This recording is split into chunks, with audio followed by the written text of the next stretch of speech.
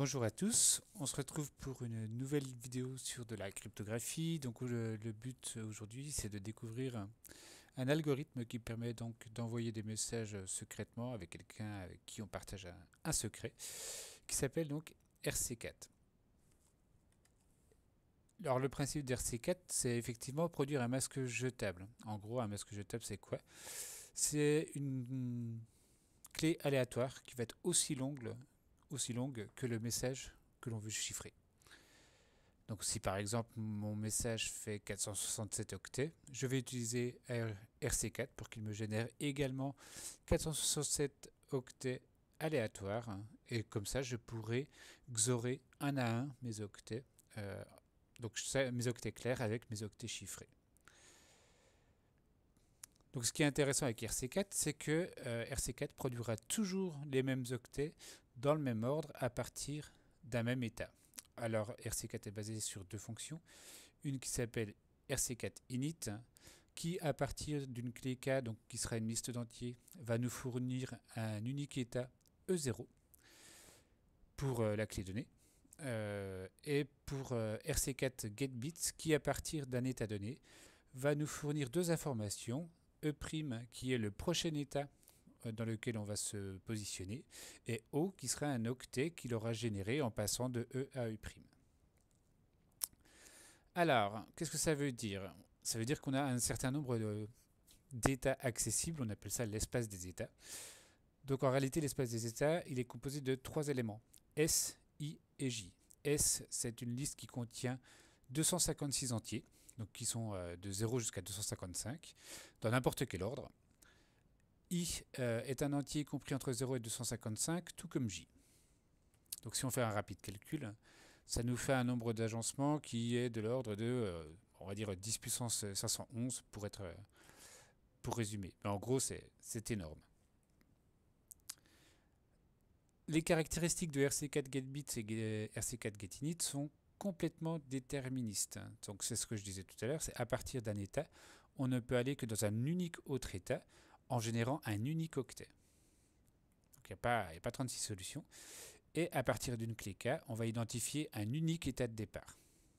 Ça, il faut aussi l'avoir en mémoire pour essayer de bien comprendre. On va essayer d'illustrer graphiquement. Donc ici, on a un espace des états qui sont chacun connectés par une seule flèche pour aller d'un état vers un autre. Certains états peuvent faire la cible de plusieurs flèches, donc comme celui que nous avons ici est connecté par une flèche qui vient d'un autre état au précédent. Mais quoi qu'il arrive, d'un état ne partira toujours qu'une seule flèche. Donc ici, RC4 init va nous positionner dans l'espace des états sur un certain état à partir d'une clé K. Et à partir de là, on n'a pas le choix en fait. Dès qu'on va appeler getBit, on va passer de l'état à l'état suivant de cette façon-là et on va générer au passage un octet, enfin le seul octet qui est générable à partir de cet état-là pour aller dans l'état vert. Donc une fois qu'on a généré cet octet, on se retrouve dans l'état vert et on va appeler de nouveau getBit pour générer un nouvel octet et se positionner sur le prochain état, et ainsi de suite, tant qu'on a besoin d'octets pour chiffrer notre message de départ. Alors on va essayer de résumer l'utilisation de RC4 dans les deux phases, la phase de chiffrement, puis la phase de déchiffrement. On va partir d'un message M qui va être composé de n octets. Donc ici, M1 et M2 jusqu'à Mn sont des octets. On va avoir une clé K qui va être une liste d'entiers, peu importe sa taille finalement. L'utilisateur, lui, va calculer l'état E0 en appelant l'algorithme RC4 init, donc peu importe la tête réelle de l'algorithme, si je vous invite à aller découvrir un peu sur Internet l'idée. Là, ce que je veux vous présenter, c'est simplement le concept même de RC4, sans parler de l'algorithme. On parle juste de ce qu'est censé faire l'algorithme. Donc là, RC4, init à partir de la clé K, va vous donner un état de l'espace.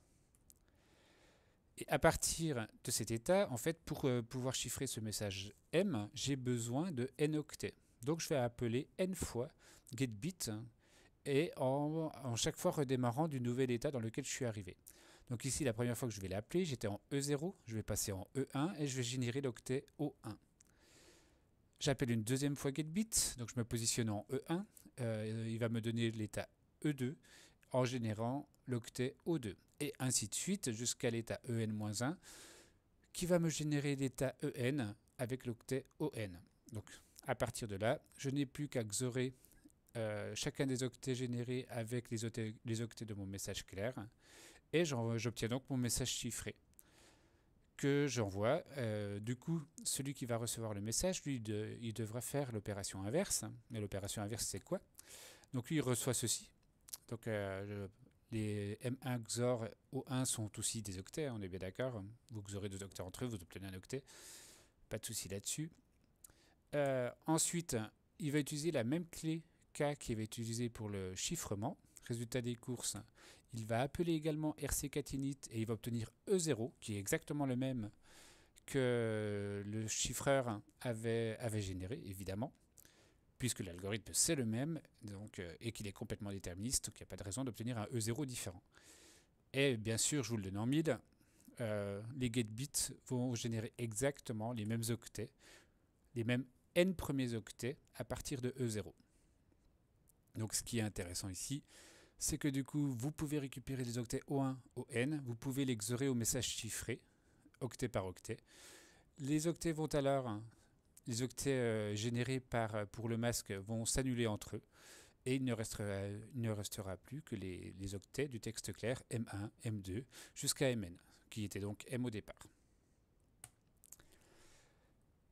Les limites de RC4, on l'a vu, c'est que quoi qu'il arrive, même si l'espace est très grand, l'espace est fini. Donc quoi qu'il arrive, un jour ou l'autre, la suite d'octets que l'on va générer sera forcément ultimement périodique. Alors évidemment, je ne vais pas vous dresser les 10 puissance 511 états, ou 500 je ne sais plus combien, états sous les yeux, mais on va se limiter ici avec un espace de 4 états, et on va comprendre effectivement que getBits ici me linkerait donc 2 états entre eux, et ainsi de suite. Et quand j'arrive sur le dernier état, il n'existe pas un état vers lequel il n'y a pas de flèche qui pointe, enfin il reste le premier, ou de flèches qui partent. Hein. Donc je vais être obligé de pointer un état pour lequel j'ai déjà calculé le suivant, grosso modo. Mais tant pis, getBit va donc me connecter mon état, mon dernier état, à l'état qui était celui-ci. Donc là, getBit, quoi qu'il arrive, me refournira O2 à ce moment-là, qui me refournira O3, et ainsi de suite. Donc on comprend ici qu'à partir de l'état initial qui est là, quand je vais appeler getBit, je vais générer O1, puis O2, puis O3, puis O4.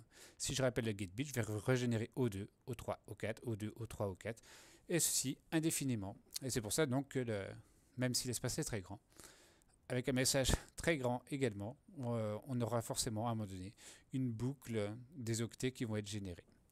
Voilà, c'était juste pour essayer de vous présenter l'idée générale de cet algorithme. J'espère que pour ceux qui ont eu quelques difficultés de compréhension de cet algorithme, en particulier avec moi en cours, j'espère que cette vidéo vous aidera à clarifier tout ça.